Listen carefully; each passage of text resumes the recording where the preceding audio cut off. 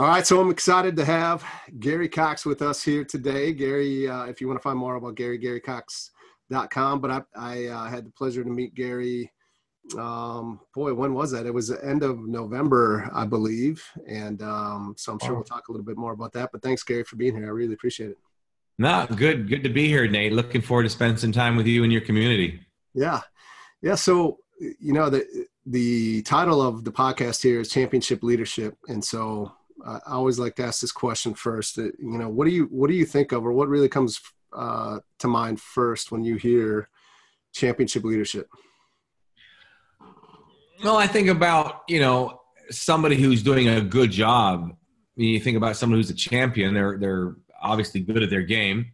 And then, of course, if we're focusing on leadership, they're really, really great leaders. I mean, anybody can be a leader, but are you a champion leader? Are you a great leader? And I think there's a distinct difference between the two. Yeah, absolutely. And is there anyone that comes to your mind when you think of championship leadership, like someone that's impacted you in your life personally? I think you might have two questions there. Anybody that comes to my mind, whether you like him or not, Donald Trump does. And I don't know if I'd call him a championship leader. In fact, I just did one of my group masterminds, and we talked about what a leader was.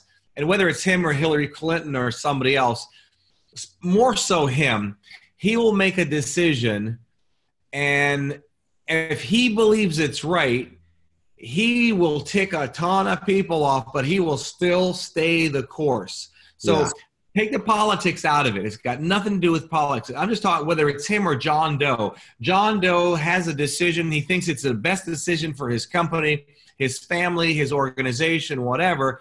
They stick with that decision knowing the kids are going to be pissed off or whatever. But in the long run, he truly believes, or she truly believes, that there's going to be a huge benefit. And that's not easy to do. I think a great leader can make decisions that are vastly unpopular, knowing that the belief that decision is going to be made and pursued is going to bring greater results. And that takes some strength to be able to do. Yeah, I talk about that all the time. And actually, this is usually kind of a topic that I'll cover as well. And, I like to call it like decisive execution, and the true championship leaders, they have that vision and that willingness, the courage, I guess you might say, to make those decisions and stick to it. And as with the wall and the shutdown and everything else going on, this is a prime example when we're talking about Donald Trump, right? Like he's like, wow, we're getting this wall, and I don't care what you think, like we're going to make this happen. And it's not necessarily a popular decision all the way around, but what that brings me to normally is there a time in your life where just something that comes to your mind, right? It's kind of the fork in the road. Most people are going to go to the left, make the easy decision, the popular one, follow the path of everyone else, versus the championship leader, which he or she's willing to make that unpopular decision because they have this just crystal clear vision of where they want to go and the courage to take it, even though no one else can really see it, right? Is there a time in your life where maybe you had that opportunity and you could have very easily taken the easy route, but it wouldn't have you where you are today either, right? I still don't take the easy route. You hear people say, you want to work smarter. I believe in working smarter, harder. Yeah. I don't believe in the easy route, and I still don't take the easy route, which means, I get up earlier than most people ever do. I hustle. I'm always on the go. And it's not just business. I'm implying this to my family, to my friends, and so forth. But I just know one thing. I love the lifestyle I have. I like freedom. Freedom is one of my top values, and I know there's a price that I have to pay for that freedom, and I'm willing to pay that price. So I pay it. Yeah. 100%. So, well, tell the listeners like who Gary Coxe is, and kind of let's get into your story a little bit about, how you got to do what you're doing. So maybe let us know what it is that you do and how that all evolved for you. Yeah. Well, as a business and life strategist, what I show people to do, Nate, I show them how to make dramatic change in their personal lives and in their business to get more results. And I've been blessed to be able to come up with strategies and ideas in doing that due to some of the things that I've been doing in my life. When I was younger, I was very successful. I was doing $100,000 a year as a teenager. Things changed dramatically after that. My wife and I, we have a baby. Then later on, she tells me it's not mine. A huge pain in my life, emotionally. Grandfather and stepfather died of cancer. Uncle killed in a plane crash. My mom calls me up to tell me my father had just been shot point blank in his chest, drowned in his own blood. One thing after another, every imaginable thing, and all by the time I was 21 years old. So, I've experienced a lot of negative crap by the time I was 21 that most people ever experience in 1 or 10 lifetimes. And that was a very painful time for me. I just could not believe a human being would go through so much. And it was a wake-up call to a degree. It was hard for me to make change. I realized that I was successful before that. I did well, and then I became a victim of my circumstances. And then I had to figure out, look, I've done this before. What am I going to do this again? And I became obsessed with the mind, emotions, and how to change them quickly, so much so that, it brought me a lot of attention from the media. My work's been seen on everything from The View, Inside Edition, Fox and Friends. I've been a regular in the past for years on one of Dr. Phil's shows, The Doctors, all about showing people how to make fast, dramatic change in their life.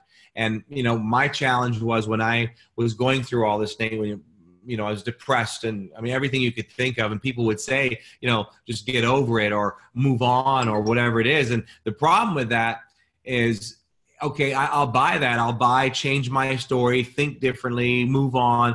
But how? Don't tell me to move on. Don't tell me to change my thinking if you're not willing to show me how. So I became obsessed with the how, figuring out how do I get from point A to point B.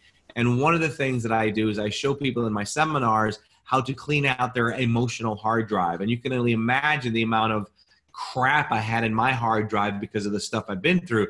And the problem with this is if people want more success, the challenges and the problems that people have in their business and their finances and also in their personal life is often a reflection of the things they have stuck in their emotional hard drive. And if you don't know how to clean that out, you will have no emotional freedom. And every time you try to go forward, the emotional pain when failure comes or, you go down the wrong path for whatever reason, it'll destroy you.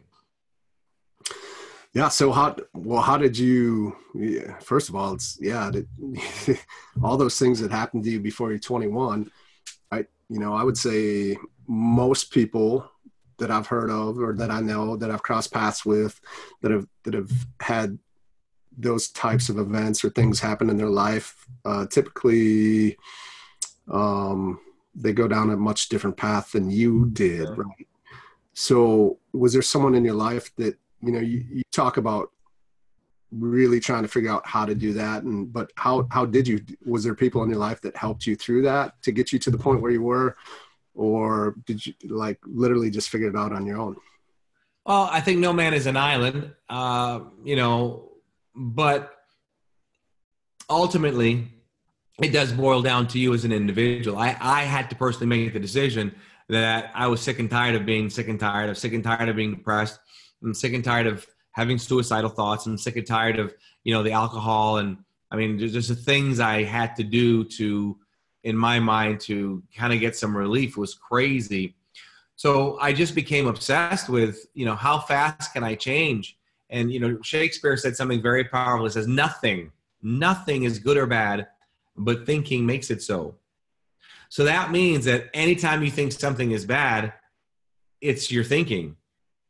But we have a hard time fighting that because what do you mean it's my thinking? I feel it in my core. Every friggin' cell in my body says I'm depressed, I'm bad, it's terrible, I'm failure, I'm da-da-da-da-da-da. But no, it's not. It's your thinking.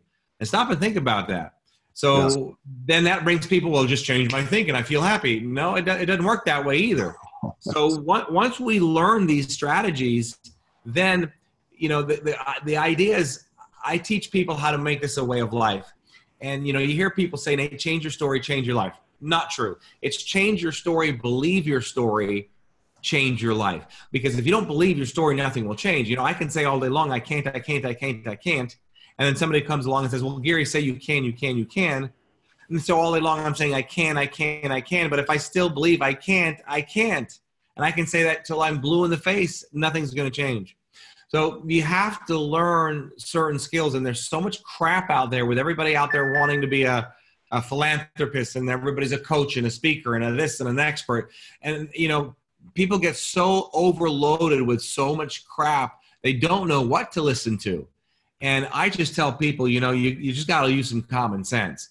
And when you stop and think about it, the reason people often don't use common sense is because when you see somebody that's richer than you are, or somebody like myself that has books or is on TV, if you're not careful in your mind, you will place a higher status on them than perhaps they deserve. And then if we're not careful, we will listen to everything they say. And then if we're not careful, we'll become a sheep to the slaughter. And everybody watching, there are no exceptions, because years ago, just about every single person on this planet used to believe that the earth was flat. Yeah. So I just encourage people, you got to use some common sense. And when we're not using common sense and we're not thinking things through, we can be led down a path that just, it just doesn't work. Yeah. So there are a lot of people, you touched on it a little bit. There are a lot of people that, which I think is great. Number one, I mean, they want to be, they want to be coaches, or really, what do they want? I was thinking about this today. Like, why does everyone want to be a coach? Or they think they want to be a coach because it sounds cool, but like, why, right? Because I think ultimately, inherently, most people are pretty good and they want to just impact and help others. And it sounds cool, right? Yeah.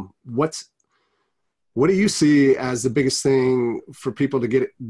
What's the biggest thing that really gets in the way? Because we've had some conversations, right, outside of this podcast around, what got you to where you are and what you used to do, to get to where you are today, and how because it just doesn't happen.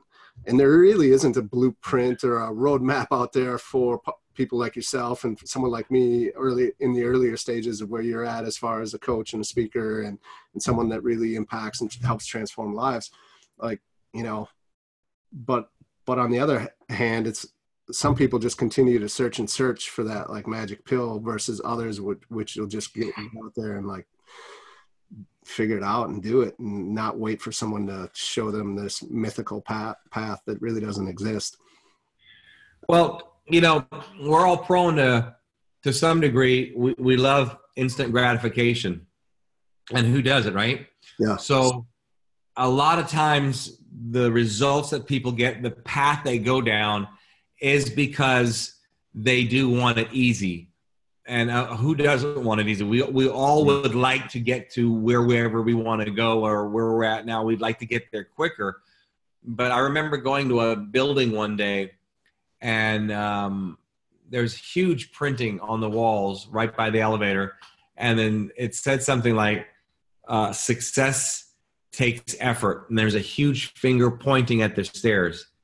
And just to emphasize to people that, it does take effort. And we all are looking for the course of least resistance, but that's where we have to fight that. Is there an easier way? Is there a smarter way? I encourage looking for easier, smarter ways. But again, it's still, if we're not willing to pay the price, we're just not going to go far. And we have to be committed to paying that price. A lot of people aren't committed enough. They just want to dabble a little bit. But man, when you make a firm commitment, I tell people it's like, Aiken and eggs and bacon. Aiken. So I tell people it's like eggs and bacon. There I go again, eggs and bacon. And the chicken was, when you look at the eggs, the chicken was involved. You look at the bacon, the pig was committed.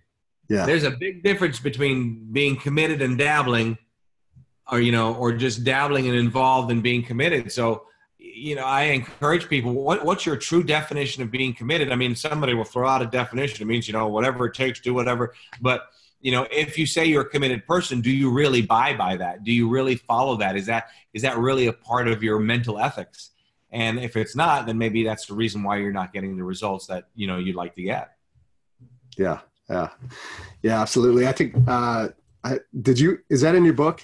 The chicken and the pig? It might, I'm sure it's probably in one of them. Yeah. It is. Yeah. I was just reading through it, and a story. I remember seeing that, and reading that, and I'm really like, man, yeah, I love that analogy.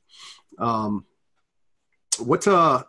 you are around a lot of successful people, business and life strategists, and you, So you're out there working with leaders across the country, across the world, I would imagine. What are some of the biggest characteristics that you see inside of whether that's, people on your team and helping you and Gary Coxe, go to where you want to go inside of life and business, or, just in other leaders that you look for? I'm sure you have mentors and coaches yourself as well, right? Like what are some of the main characteristics that you're really looking for inside of a championship leader?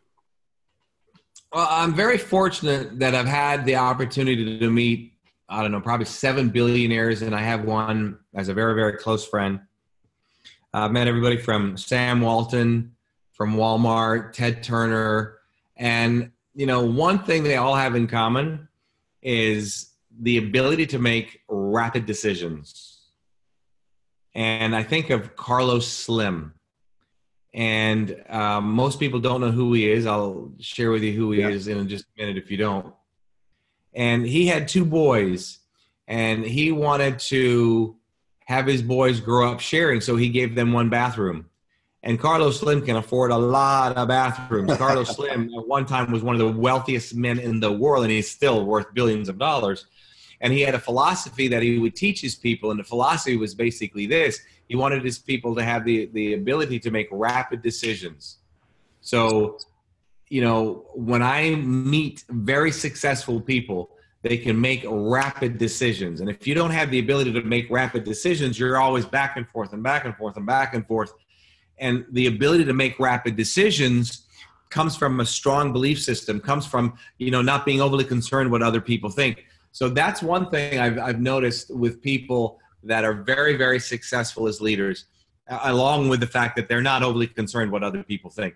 And if you have a problem with being overly concerned what other people think about your decision or about you, you better get over that, because you absolutely cannot be successful with that in mind. Another thing with that, they have the ability to say no. You've seen probably these documentaries before with people who, they win the lottery, right? And they end up being in worse situation after winning the lottery than before.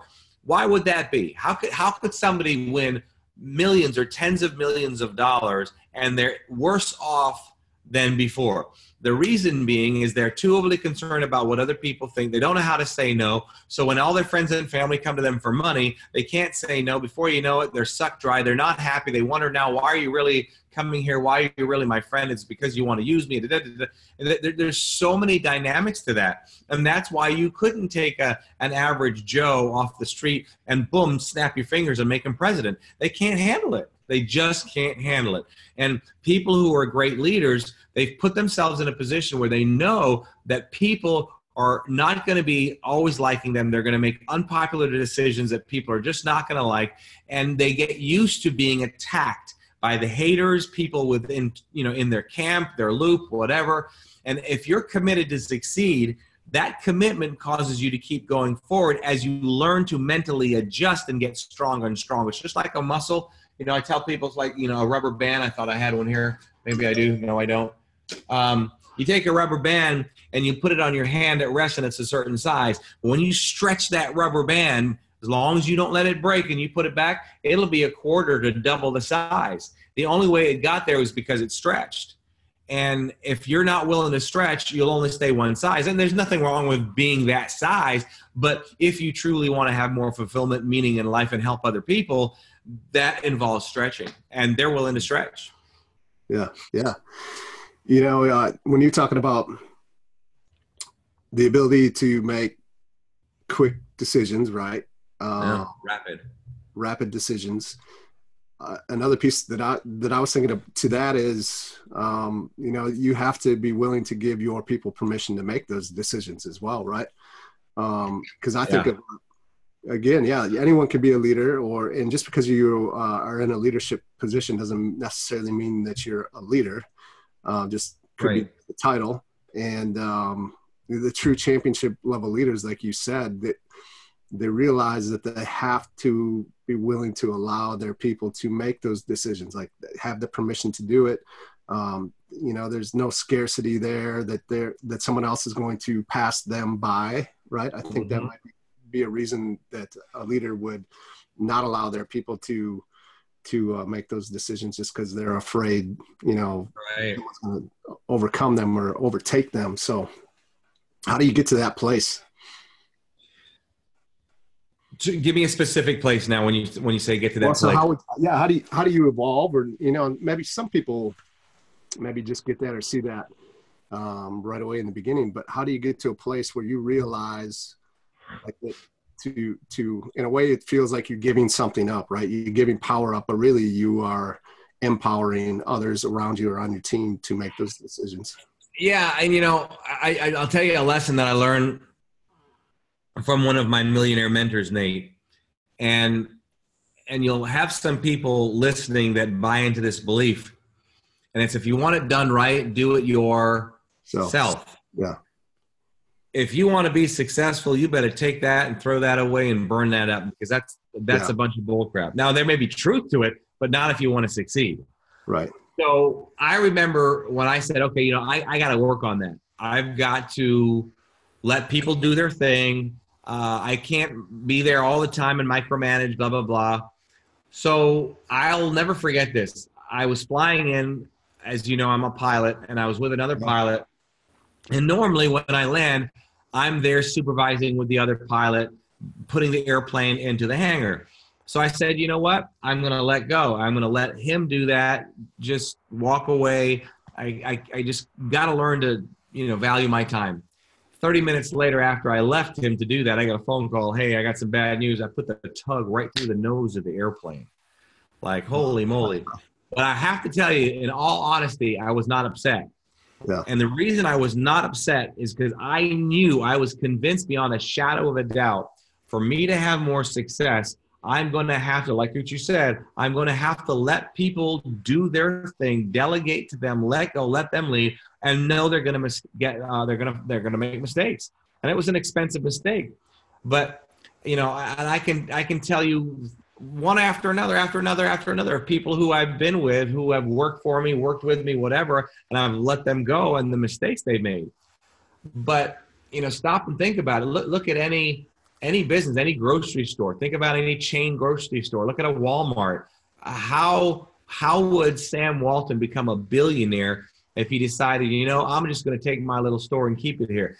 Do you think he knows when he was alive, or whoever's in charge now, that there are people stealing from them all day long? I bet you right now, by the end of the day, by this probably moment right now, he's probably had $2 to $5 or $10 million literally stolen from them today. Yeah. But he knows it's just part of the game. And when we get that, we factor that loss into the business. We factor that loss into the day-to-day activity. When we don't get that, we just don't get that. Yeah. Yeah. Right. Yeah. I mean, I guess in a way, you're really just going to ultimately limit yourself, right? Walmart's Oh, not no doubt. if they don't do that. So you touched on it with your pilot. And I had that thought, even as you were saying that, some of the leadership lessons that you've learned through that process and being a pilot, like, let's think about it. You know, there's not a lot of room for error when you are a pilot, right? And there's really no taking days off when you are in charge of the plane in the air, thousands of feet. Like, what are some of the, like, first of all, when did you become a pilot? Like, how did that become for you? And then, what are some of those main? My family has been flying for years, so that made me catch the bug, and now I have a goal to get every rating there is. Okay. So I've got about 5 or so more to go. I've just about got all of them. I still got Blimp to go and a couple others. But you know, the thing is, like, when I'm in the jet, or well before that, when I'm at the runway or on the tarmac, I should say, I tell my staff, my family, my friends, whatever, I've got my pilot hat on right now. And what that means is I don't want to be disturbed with a text. I don't want to be disturbed with a phone call. I don't want to be disturbed with, you know, hey, da da da da da da. In other words, that means I have to focus. I take it very, very seriously. And you as an entrepreneur, you as a leader, you wear hats, right? I mean, we all wear hats. And I think one of the problems is talking about letting go is we wear too many hats. We've got to learn to take them off and give them to other people and, you know, hire other people to do that. But when you're committed to being the best and you understand that you don't want to be distracted, you want to focus. There's certain things that I have, in my processes, in my systems that force me to put all my attention. And one is I can tell somebody, hey, bear with me. I got to put my pilot hat on, letting them know that this is a serious task and I've got to be very focused at it as a leader. And then on top of that, you've got to pre-flight the airplane. I see so many people that they don't pre-flight their days. As you probably know, nearly every day I write down my goals. I've got about 30 goals a day I write down. So I write them down one day, the next day I rewrite them, and the next day I rewrite them again, and I rewrite them again, and I rewrite them again. And I do that for focus. A leader is very focused. I have 30 goals there, but I have a specific amount of things that every single day that I'm attacking. I'm attacking stuff on a daily basis. I'm attacking stuff on a daily basis that's amounting to a big basis. I've got goals 5 years out. I've got goals 2 years out, and I'm chipping away every single day on that. And I think that's what a leader does. Another thing that we talk about for leadership is, are you able to paint a vision for other people? If you cannot paint a vision for other people, they will not follow you. If you have the ability to paint a vision by persuading people with your confidence and your picture, people will follow you. But if you don't have that vision, they will not. And if you don't have that vision for yourself and you can't even follow your own friggin' self, how in the world do we expect other people to follow us? So those are all, I think, such important ingredients to becoming a great leader. Yeah. Amen. Especially today, you talk about like painting the vision, or really it's like, why are they doing this? Or why are we going this direction? And, I don't know. I mean, maybe when my parents were growing up, it was a little bit more of an authoritative, like, hey, this is what we're doing. It's like, we're doing it this way. And that's just the way today, times have definitely changed. And I'm sure great leaders painted a great vision back then, just as great leaders do today as well. But today, more than anything, I definitely think that is extremely important. Yeah. So what is your vision? What's your vision for the next, you talked about 2 to 5 year goals. Like what's your vision for what you're doing and where you're going over the next 5 years? I won't bore you with too many details, but I just want to reach more people, and it fulfills me. It gives me so much meaning in life, and to be able to live my lifestyle and yet at the same time, help people make massive changes in their life. I believe one of my purposes on this planet is to remove the pain from people. I think there's too much of it. I know what it's like to have so much of it. And if I can do anything, at my events or TV shows or, whatever, to help people remove that, I've done my job. So that's my purpose. Awesome. What's, as we wrap this up, this is a good spot to do that. What is, do you have like one final thought for the listeners when we're talking leadership, or even just, creating the life that they really want, getting through some of the things that get in the way, like we talked about, the thoughts. Yeah. Is there one thing you could leave the listeners with before we wrap this up? Well, when you talk about living the life you really want, I design my life like a chess game. And I was just telling my girlfriend 2 days ago, I said, you know what? I want to go ahead, because I'm originally from Jamaica. You wouldn't know it, but I'm born and raised in Jamaica. Yeah. And I said to her, I want to go ahead and start living down there at least maybe 2 weeks every couple months or so. And so now I'm restructuring my whole life and how we operate. So I think what keeps people from doing that is, we think that we're supposed to have all this money and all this time, then we design our life. It doesn't work that way. We start now. I'm doing things today that I started 10, 15 years ago. So what you have to do is figure out what does that picture look like, and what could you do now to begin? Whether you believe it or not, or have the money, can you do it in small, little, tiny pennies on the dollar increments? Do whatever it takes. And when you're doing that, you feel like you're in charge of your own destiny.